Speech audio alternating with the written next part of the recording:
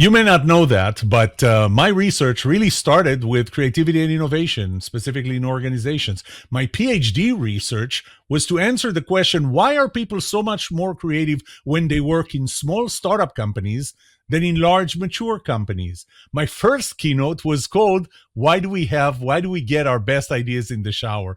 And my first logo, this is actually my first logo when I started my business, was called Large Scale Creativity.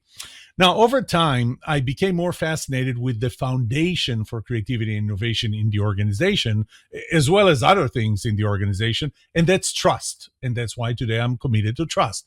However, recently, I met Dr. Heather Hodges. And Heather is local here in the Dallas area, and she took me back to the early days of my own research in creativity and innovation in organizations. She's also working on her second doctoral degree on this topic. So I decided to ask her to be a guest on this show. So we're going to talk a little more. I'm going to take a little break from trust as if I can, and we're going to talk a little more about creativity and innovation in organizations right after this.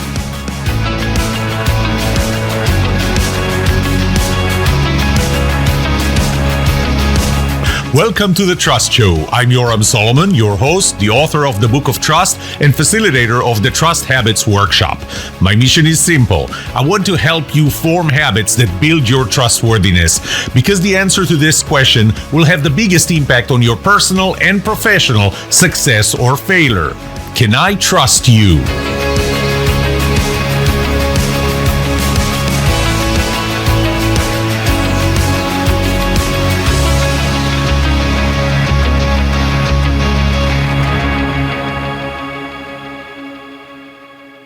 Okay, Heather, you actually started by saying, I'm in.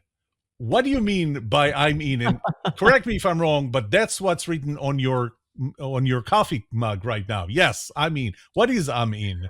I'm in is my new podcast that launches January 2025. Okay, so we'll get back to that at the end. But let's start. First of all, Heather, welcome to The Trust Show. Thank you, Yoram. Thanks for having me. This is going to be a fun conversation. It is very rare that I run into somebody who geeks out on creativity and innovation in organizations as much as I do. But brother, you do. It's amazing. I have to say the same. I mean, the first time we met and we started talking about creativity and innovation, I'm like, she gets what I was doing. I get it. And then we start like, have you read this? Have you read Teresa? I'm like, yes, she's amazing. Like we know the same research. We speak the same language on creativity and innovation for sure. So, you know, I was always an innovator. I have patents, and I invented crazy things ever since I was a kid. What drew you to creativity and innovation? I can't remember a time when I didn't consider myself creative. But for me, creativity came in the form of art. And I think this is a misconception of a lot of people, especially in the United States, that we associate creativity only with the arts. And we think of innovation as science, but that's not the whole picture. So I think that my childhood set me up to not only love travel and languages and cultures and art, but it opened my mind to how can we use creativity in our everyday lives as well. And coming from a corporate background, how do we use creativity in the workforce and in organizations as well? So it's never not been there, Yoram. It's just been a part of my life. And I love helping people lead to unleash creativity in themselves and in their teams. So what was it you said in your childhood opened you to art and creativity. What was it? So I think like you, I grew up internationally. So you are now living not in the country of your birth. I am now living in the country of my birth, but I grew up in the Middle East. I lived in Europe in junior high and high school. I actually lived in Paris, France. And back in the day, the museums were free on Sunday. So guess where we were every Sunday? My mom and dad dragged us to museums every Sunday for years, and it stuck. So, learn to have a love of art, a love of culture, and just trying to crack the code on creativity. And what is it? Where does it come from? How do we get it? How are we born with it, or can it be enhanced? And my connection with creativity is obviously through art, but it's so much more than that. You But know, that's my childhood. I'm going to skip to a question that burns in me. I did a workshop a few years ago. Actually, now that I think about it, 12 years ago when I started. My daughters remember that I called the workshop Gianna. Great ideas are not accidental. So I have to tell you the story behind that, because I joined a company, a public technology company, as the vice president of corporate strategy. And the goal in bringing me in was to turn the company around. Mm. And I came up with an idea of an area we need to be in, and a product for which I wrote quite a few patents. And I remember one of the board members followed me to my office, and he said, what you did here today, the idea that you brought, happens to a company once in a lifetime. It happens to a person once in a lifetime. And I was thinking about that. No, this is not the first time it's happening to me. And I said, why do you think that it happens once? He said, because great ideas are accidental. And I thought about it for a second, and I said, you know what? I think I agree that you don't put on your calendar, Thursday at 8 a.m., I'm going to come up with a great idea that's going to change and turn around our company. You don't put it on the calendar. It does come up. But why are some people more prone to it than others? And I thought about the analogy, and the Dallas North Tollway, right? Mm-hmm. So let's say that you want to have an idea, or you want to have an accident. So that's the analogy. You want to have an accident. If you're going to ride your bike in the bike trails in the park, you're not going to have an accident because there are no cars there. If you ride your bike at 8 a.m. on the Dallas North Tollway, you will have an accident. So maybe great ideas are accidental, but you can put yourself in a situation where those kind of accidents are more likely to happen. What do you think about that? That's a fascinating question. Here's what I think, and here's what the research shows on that. If you want to have a great idea, you need to have a lot of ideas to choose from. And we can actually train ourselves to ideate, to come up with more and more ideas. And in creativity, we call this fluency and flexibility. Like that, this is what the research calls that. Like, how fluent are you in your ideas? And we can test creativity and assess how many ideas can we come up with to solve complex problems. So I don't think I agree with him that a creative idea is accidental, because I think that you can train yourself, and we have research that shows that you can train creativity. You can train yourself to come up with a lot of novel, useful, appropriate ideas to solve complex problems. But to get a good idea, you got to have a lot of them to choose from. So yeah. As you said, if there's you go where the ideas are, you train yourself to get there. And go ahead. Yeah, no, I don't know if I sent you the video for my first keynote. Why do we get our best ideas in the shower? Because I talked about a process, a 4-step process, and the first step was you have to open yourself to fields that are other than your own field. Typically, people stay in their lane, in their field, and they don't open themselves to what's happening elsewhere. And the exercise that I used to do in that keynote, I gave that keynote quite a bit, was I would have 2 people on stage with me, 2 volunteers, and I would have them stand approximately 20 steps from each other. And I would give each one of them like a plastic ball. And I would say, I want you to throw those balls in the air and try to hit each other's balls up in the air. I mean, you have one. And the analogy of that is, let's say, to me, an idea is a combination of two or more other ideas that you have in your head that by themselves don't necessarily have value. Mm-hmm. And so the thing is, I've done that probably more than 100 times. They never manage to hit each other's balls in the air. And I tell them, how do you increase the probability? Well, you increase the probability of that happening if you throw more balls. Mm-hmm. Back from the analogy, if you have more ideas, the more ideas you have, the more concepts that are coming from outside of your industry, the higher the probability that when you throw them in the air, two of them will combine.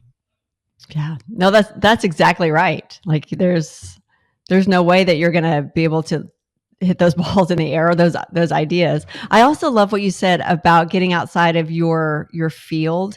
And in art, we do this all the time. Like I'm an oil painter, but for me to become a better oil painter, I need to sculpt, or I need to work in watercolors for a little while. And then when I come back, my mind is open. And so I think that's one of the amazing purposes of art, is an open mind and an open heart. And when we can have that openness, that's when we can get, better ideas. And you talked about the shower effect. So the science behind that, as you know, because you've spoken on it, you've researched it as well, that when we are in a relaxed state, like in the shower or on a walk or on vacation or sitting in a bubble bath, our right temporal lobe starts to fire up. And that's when our mind can create and connect ideas that are already in our brain. And like, the solution comes to our mind. It's that synthesis that you talked about. Like we rarely create ex nihilo, out of nothing.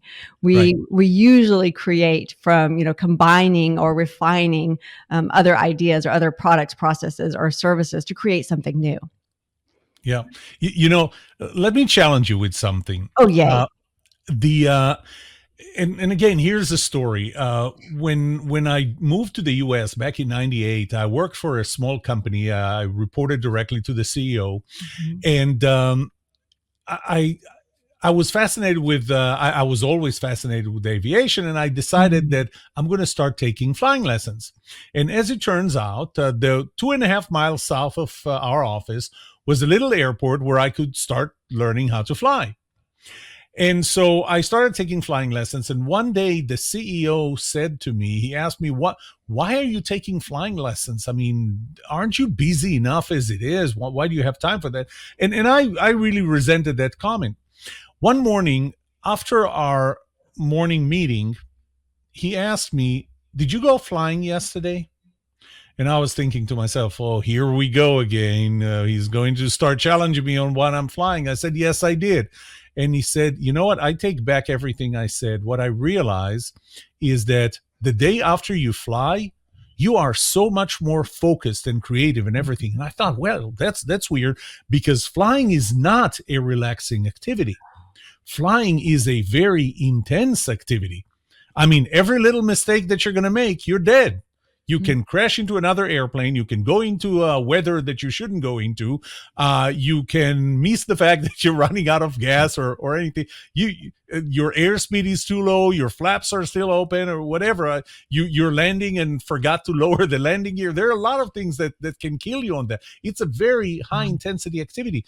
But what I found, or at least I believe, and I do not have any research background for this, is that it's not only that I'm sitting in the bath or in the shower and my right lobe is starting to spark ideas, as it is the drop in the level of intensity from a very high intensity activity to that completely quiet. Does that make sense? No, that's fascinating. I wonder what research we could find out about that as well. Like, or, switching intensity, switching focus. You think about the Pomodoro technique. There's research behind 25 minutes of focus work, 5 minutes of rest, come back, and you're more productive, more creative. I wonder about the same thing with the intensity of the activity that you're working on. That's fascinating. Something funny. You said Pomodoro. That they actually sell timers, 25-minute timers that look like tomatoes. Like a Pomodoro in Italian. So your preferred art tool is oil paintings? Oil. Like when I'm in my Yeah. studio, I paint in oils. Now, when I'm on stage painting, I paint it in acrylic because Okay. it's faster, it's water based, and it will dry in 5 minutes. It'll be dry by Yeah. the time Yeah. I'm finished with my keynotes. My preferred painting tool is Photoshop. Love it. Okay, so I'm going to try and stick to some Uh-huh. of the questions that I wrote ahead of time. But you brought up the how you were brought up, Mm, that you went to museums and everything, that sparked the art in you. Um, what do you think? I see four things that can influence a person's creativity: their DNA. mm, So maybe some people are born creative and some are mhm, not, or mhm, less. The history, like you described, how you grew up, and the environment, your current environment that you're in, which I think is the topic of your current research mhm, and my PhD research, and actions that I take myself to mhm. be more creative. How do you think they all play? I like your four. So they are just to make sure I understood correctly that you're born, creative or not. DNA So it's DNA, so innate talent, perhaps. History, your background to this date, to this date. So, and then the environment that you're in, and right now. then the actions that you take. I Yeah, like I that. mean the decision, my decision, even though I came from the electrical engineering field, Mhm. my decision to read popular science, my decision to Mm, watch science fiction movies or read different things, uh, those are actions that I take, and nobody makes me. mhm, mhm. You got me taking notes. I can see because your camera I'm is sorry, sorry. jumping. Yeah, yeah, yeah. I'll stop messing with that. No, I like that. We will have a recording of this. Oh, fantastic! Because we've got lots going on here. So back in the so let me take those one at a time. So are we born creative? Absolutely. And in fact, you may I be thought you were going to say absolutely not, but no, we are. Indeed, we are. And in fact, I'm looking for the research right now because I don't want to quote something that I'm not. so are you saying that we're all born creative, or some Uh-huh. people are creative, are Yeah, born more or less yeah. creative? So in the 1960s, maybe I think it was about 1968 at the height of the space race, NASA hired a team of creativity researchers to create a highly specialized test to assess the creativity of NASA's recruits, their rocket scientists and their engineers. And what they found was amazing and shocking all at the same time. And it wasn't a normal pencil and paper test. It was a test on creativity. And you're familiar with the definition of creativity. It's the production of novel, useful, and appropriate ideas. And innovation is the implementation of those ideas. So they were assessing not whether these rocket scientists could come up with a single correct answer. They were assessing whether they came up with novel and useful answers to solve complex problems. So there could be multiple correct answers to the problem. And I'm not sure to what extent that test helped the US win the space race. But what I do know is that those creativity researchers, they were left with some burning questions like, where does creativity come from? Are you born with it, or can it be enhanced? And so what they did was they took that same test that they developed and they gave it to 1,600 preschoolers in the United States who were in pre-start. And they were 3 years old to 5 years old. And so Yoram, hazard a guess. Of those 1,600 preschoolers, how many would you guess scored in the creative genius category? At least 80%, You're pretty close. 98% which scored. falls within the at least 80%. Yeah. So I should have gone at with at least, least yeah, one. yeah, yeah. So that's at least one. Then you're absolutely correct. But 98%. Like, okay, wait, what? And so the researchers were so surprised, and it's Land and Jarman, and they published this in Breaking Point and Beyond, Mastering the Future Today. So I give you cite my sources. So those were the researchers, but they were so fascinated by 98% that they decided to turn it into a longitudinal study. And they tested those same children again 5 years later when they were around 10 years old. And what do you think the percentage now was of those children? What percentage scored in the creative genius percentile? At what age?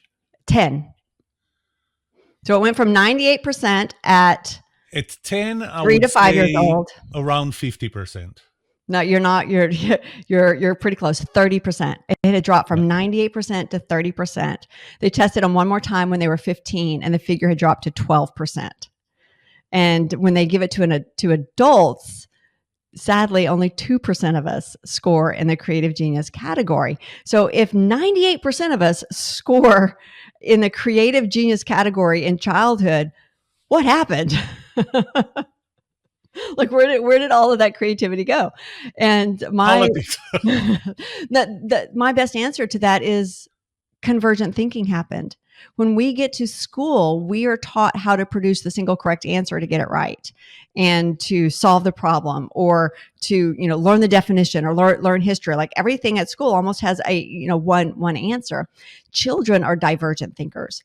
They come up with lots of different creative ideas, and, their creativity is in overdrive. And somewhere along the way, that kind of gets trained out of us, or we get convinced that it's only the artsy creatives who get to call themselves artists or creatives. And so by high school, like 12% in high school are considering themselves creative, when in reality, we are all creative. It's just we stifle it, or we stymie it to come up with that correct convergent thinking idea. And for us to be truly creative, we need to be divergent thinkers. We need to come up with lots of different ideas. We need to get on the Dallas North Tollway and have lots of opportunities to have good ideas. Have an accident in the first 5 minutes. Yeah. You're going to get there. No, I don't recommend to anyone to go on the Dallas North Tollway. No, definitely not.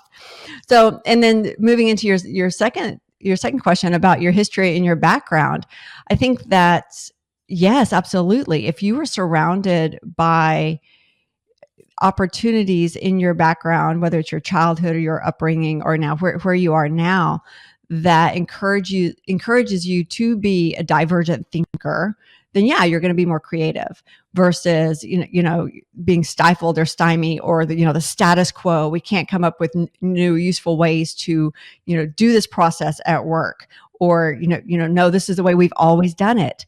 Then those kinds of backgrounds are going to stymie your creativity versus nurturing it.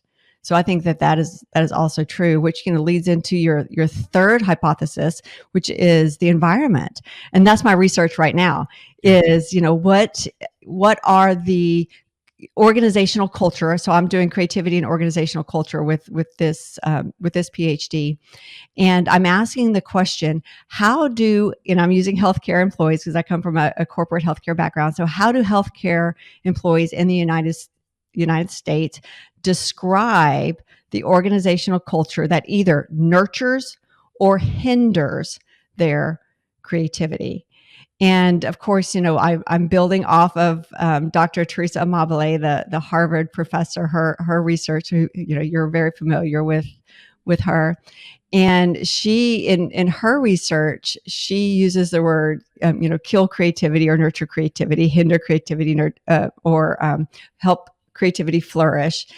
And I suspect, like, I'm doing qualitative research, but if I was a quant researcher like you, my hypothesis would be I would find the exact same thing that she found in her research, which is that when you have a culture that is a status quo culture, a culture of fear where there's no psychological safety, a culture where you have a supervisor who is micromanaging or passes a lot of judgment on you, or just that high pressure, those things tend to stymie creativity and kill creativity versus the opportunity to be intrinsically motivated to create, where you get praise and recognition for your creativity.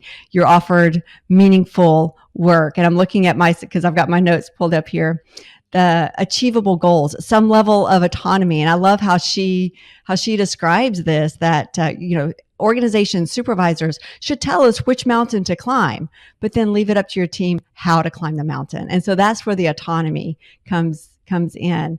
And then I love this next two: adequate time and adequate resources. And she uses that word intentionally because the Goldilocks principle comes into play here.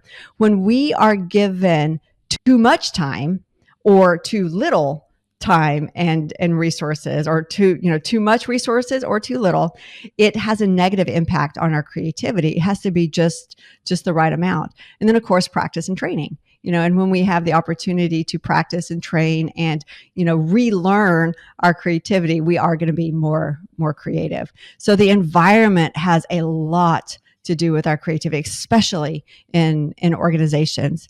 And then your fourth one was actions. What can we do to be more creative? I think that just like in organizations, like I train leaders, and I can help leaders unleash the creativity on their team by helping them set up the correct environment and learn different leadership and management practices. We can do the same thing with ourselves. When we give ourselves the opportunity to be intrinsically motivated to create, and we create a culture of psychological safety, even with ourselves, then we are more likely to be creative, which I am going to turn the question on you now, Yoram, because I was thinking the intersection of creativity and trust is absolutely fascinating. And I think a lot of times we think of trust as external, trusting another person, trusting another human being. But what about trusting ourselves? And I wonder how you would answer that question, being an expert in both trust and creativity. What part does trust play in one's own creativity? It's a good question. I thought you were going somewhere else with the question Let's on go there trust. too. To me, my transition was, so I did the research on creativity in organizations. Again, you're the closest person to my original topic, to my PhD topic that I ever talked to, because we talk about the same people, the same research, and so on. I actually use Teresa. You call her last name different. I just say Amabil. I guess I'm saying it wrong, but I use her quote when I talk about what autonomy is, because autonomy is has one of the biggest impacts on employee creativity. And the way she defines it is that you have to let your employees decide how to climb the mountain. That's autonomy. You need not, however, let them decide which mountain to climb. So you decide which mountain they're going to climb, but you have to let them climb that mountain. In terms of trust, so I started with that research, and I realized, who am I going to help with? Okay, now that I know where creativity is coming from, and just like you said it, what's between creativity and innovation? Creativity is something individual; it's personal. Implementation is an organizational factor, and the outcome is innovation, which is organizational factor. So you take employee creativity, you implement it, you get innovation. Well, so I'm going to be helping large companies be more innovative and create a culture of innovation in the company. And after my research, I came down to the culture was really, I drew it in a 2x2 matrix. So on top are the good things, and the bottom are the bad things. On the left are the vertical things, so between leader and employees and followers. On the right side are the horizontal things between people at the same level within a team. And so the good things vertically are autonomy going down, accountability going up.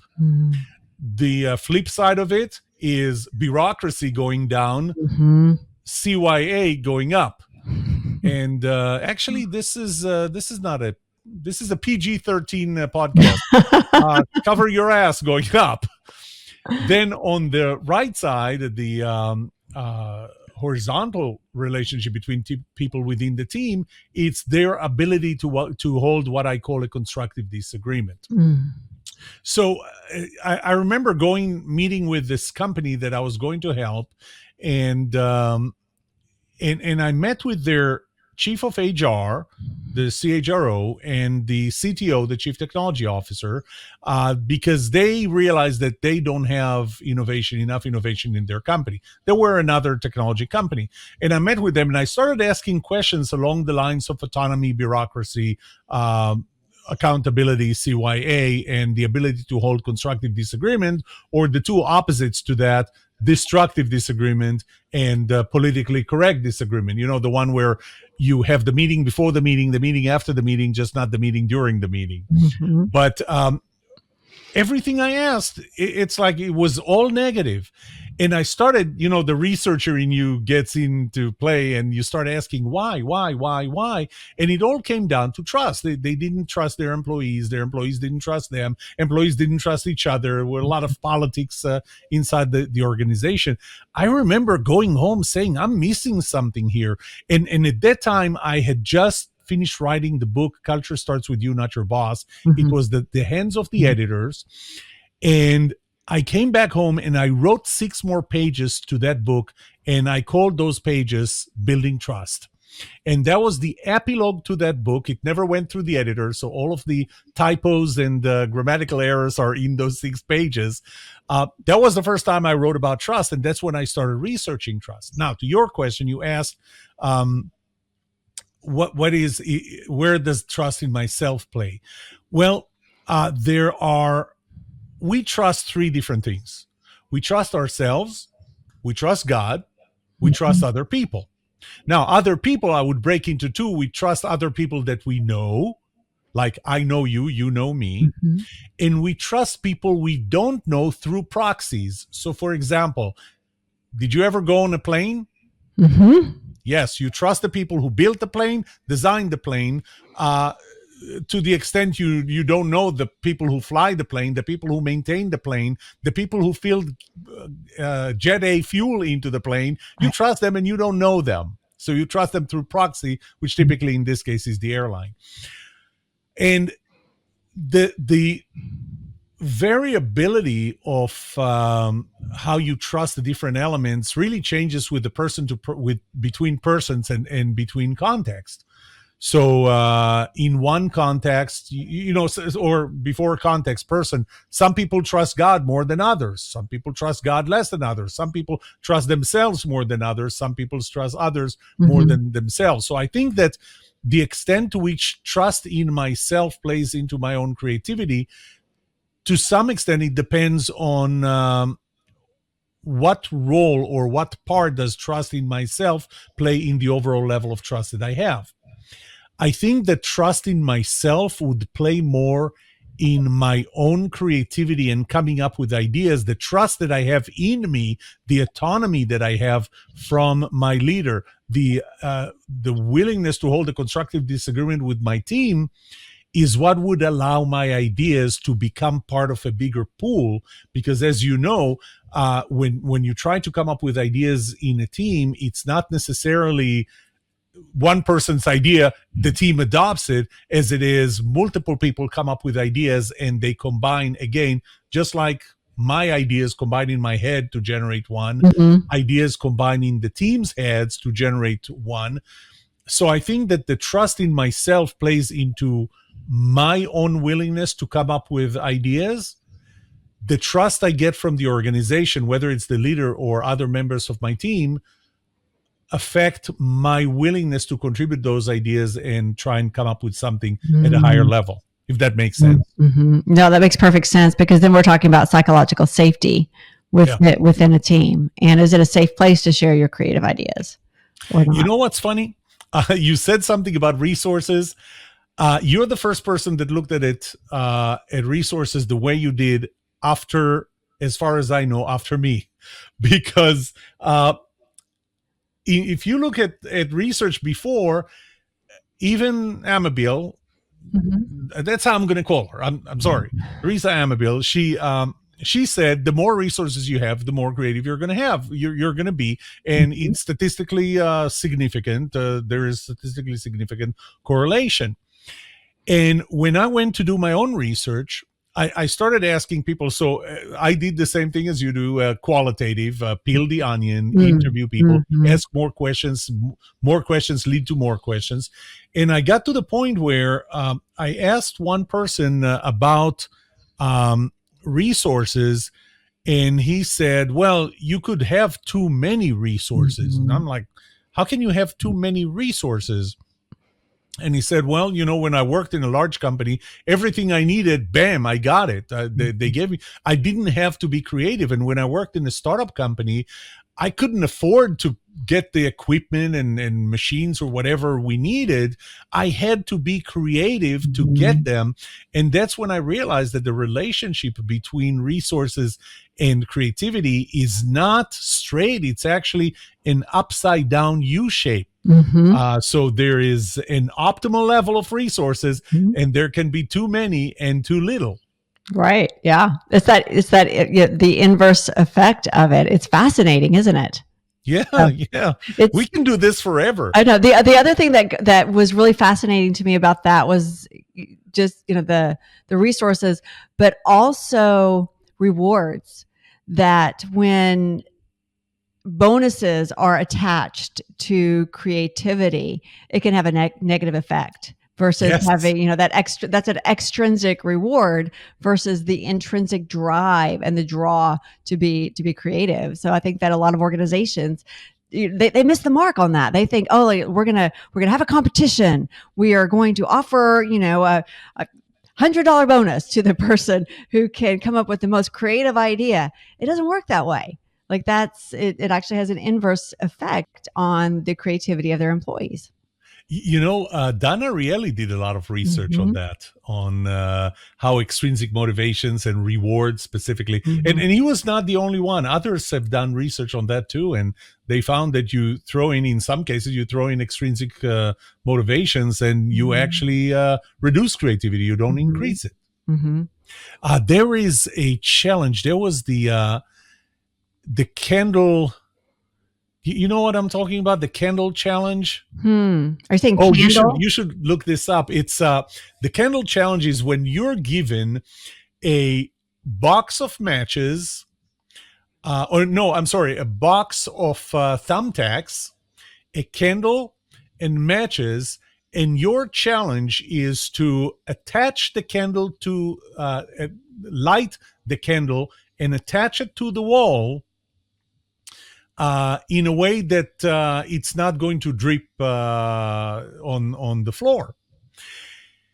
And you let people do that with only with the things that they have, and you let them do this, and they just some people are more creative. They can come up with the answer. But when you throw in, and this is like, I think this exercise experiment goes back to the 50s Mm-hmm. or the Mm-hmm. 60s, but I think 50s.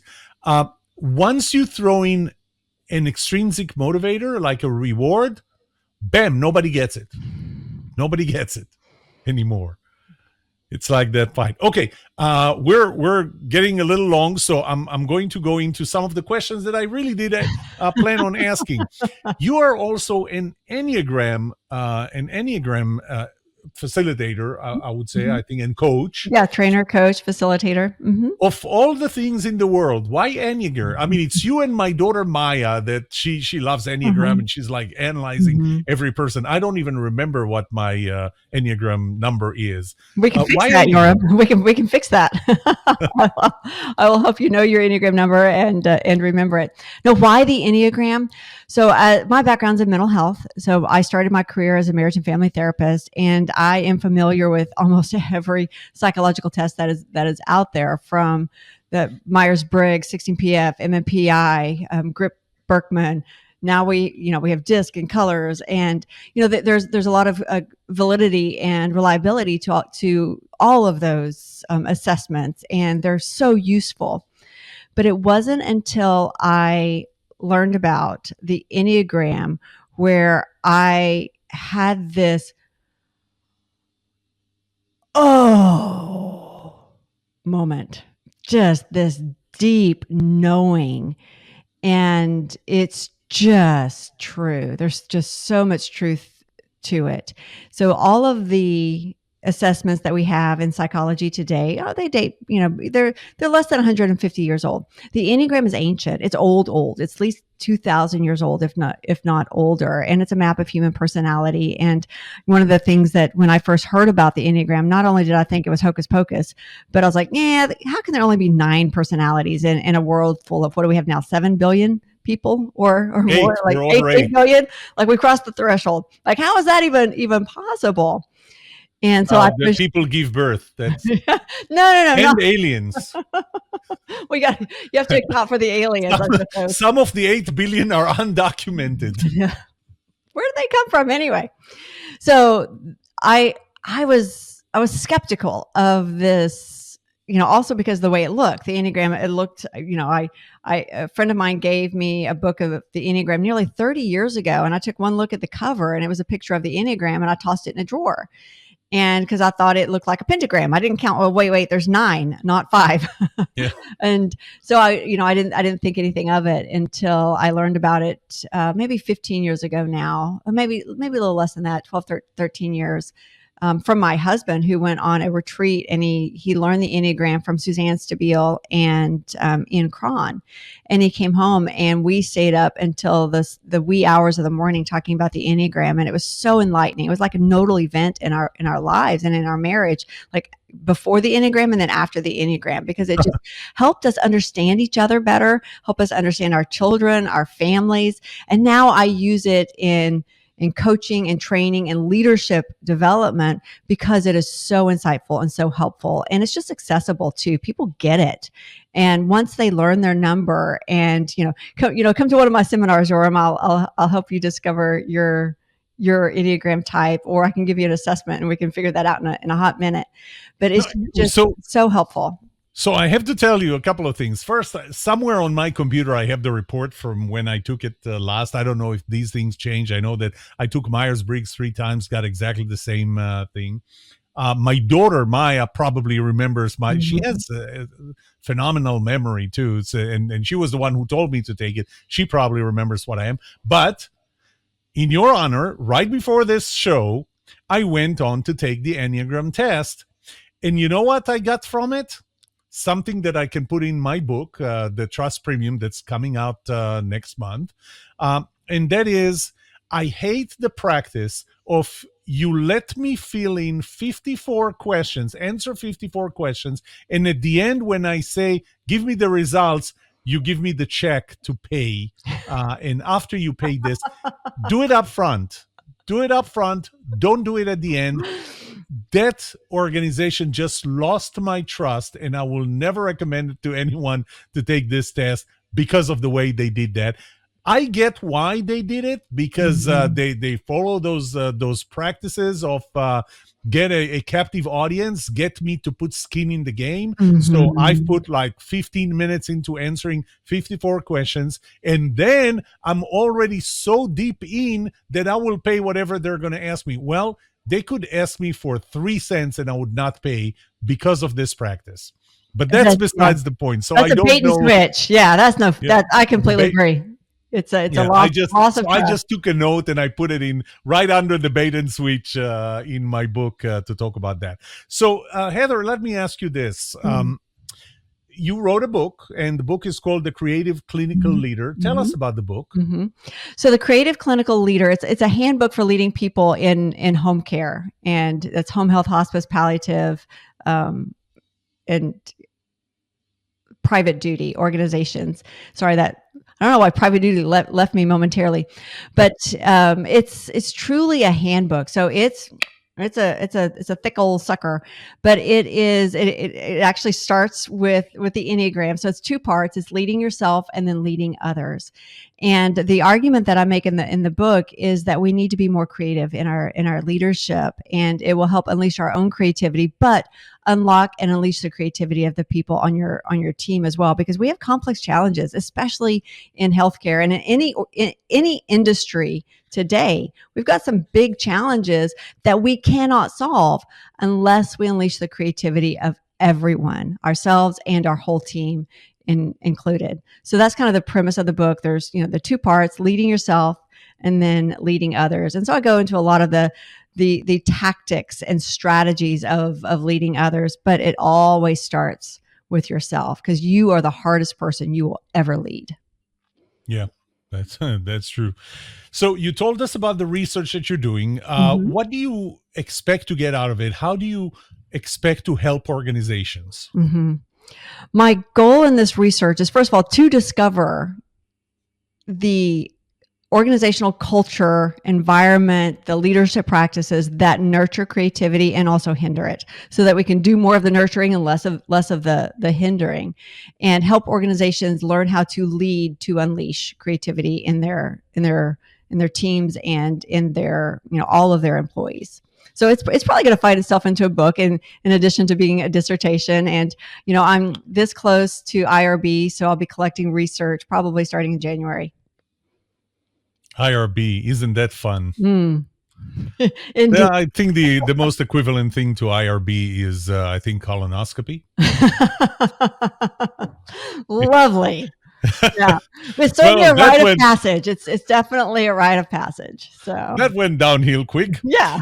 Thanks, okay, Rob. So let's go back to I'm In. You are about to launch a new podcast. In fact, given the timing, there's your mug. Given the timing of when this episode comes out, it's going to come out just about within a week, I think, after or before your first episode. Tell us about I'm In, about the podcast. So I'm In is a podcast on, it's got 3 pillars: insights, inspiration, and innovation. And I'll be doing solo episodes where I'm going deep into a topic that I'm passionate about, like creativity or Lego serious play or the Enneagram. And then I'll also, like you do, have lots of guests on where we will explore, what they're passionate about, or maybe their books that they are researching and leading. But the purpose of the podcast is just to have insightful conversations and to learn and to have a little bit of fun. So I may have a mascot on my podcast. It's called I'm In. So you're going to learn about the I'm In penguin. Percy is my research assistant. And so Percy the penguin goes off and finds research and brings it back to me. So part of my episodes will involve some research that we're sharing. So it's lighthearted, it's fun, but it's also insightful and innovative. So if my audience wants to find you, where do they find you? Easy. HodgesGroupInternational.com. So that's my website. I'm also on LinkedIn, Dr. Heather Hodges on LinkedIn. You can email me at Heather at HodgesGroupIntl.com. So the website is Hodges Group INTL. HodgesGroupInternational.com. Yeah. Okay. And, today, I don't know if people even type websites anymore. You just go Hodges Group International and you will come up. You'll find it. Or Heather Hodges Speaker. You'll find me. Heather, thank you so much. We ran out of time like 10 minutes ago. It was really great. I mean, I think I could do that with you for forever. Yeah. Thank you for being on the show today. Thanks for having me, Yoram. And this is it. This is what we have for you today. I know it's a little diversion, but this is how I started. I started with creativity. I'm really glad to have Heather push that area of creativity. I think creativity and trust are very closely related. That was one of the reasons why I switched into trust. I hope that we made you think a little differently about creativity and even about the connection, the relationship between creativity and trust. May trust be with you. This was The Trust Show. If you enjoyed this episode, like it, subscribe to this channel, and get informed when I release more episodes like that. And remember, the answer to this question will have the biggest impact on your personal and professional success or failure. Can you be trusted?